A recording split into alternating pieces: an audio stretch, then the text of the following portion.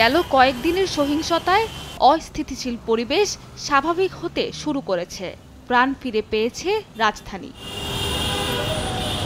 তবে পরিস্থিতি স্বাভাবিক হলেও সড়কে দেখা যায় নজিরবিহীন যানজট। মিরপুর, বিজয় সরণি, মোহাম্মদপুর, পল্টন এলাকার প্রধান সড়কগুলোর চিত্র এমনই। একদিকে যানজট, তার উপর গণপরিবহন না পাওয়ায় বিপাকে পড়েন অফিসগামী যাত্রীরা। জায়গা আটকানো, তো ঘুরে ঘুরে মানে অনেক ঝামেলার মধ্যে থেকে এখনো অফিসে পৌঁছাতে পারেনি। যেখানে 15 মিনিট লাগে সেখানে 3 গুণ সময় লাগতেছে, 45 মিনিটের মতো লাগতেছে আর কি। অনেকক্ষণ ধরে জ্যামে বিশাল ভোগান্তি হচ্ছে। আমি শেওড়াপাড়া থেকে রওনা দিছি সকাল 10:30টায়।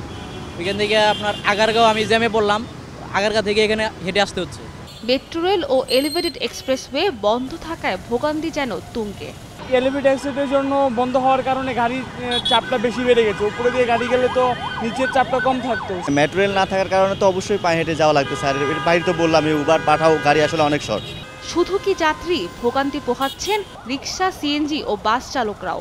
ভোগান্তি ঠিক পাই না, খ্যাপ নাই, রাস্তাঘাটে আবার খুব অসুবিধা।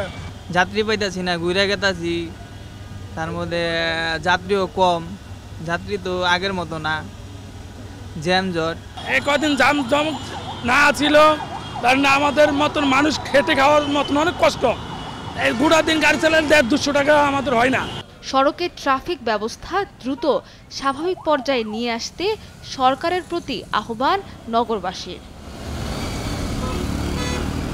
সাবরিনা মজুমদার, দেশ টিভি, ঢাকা।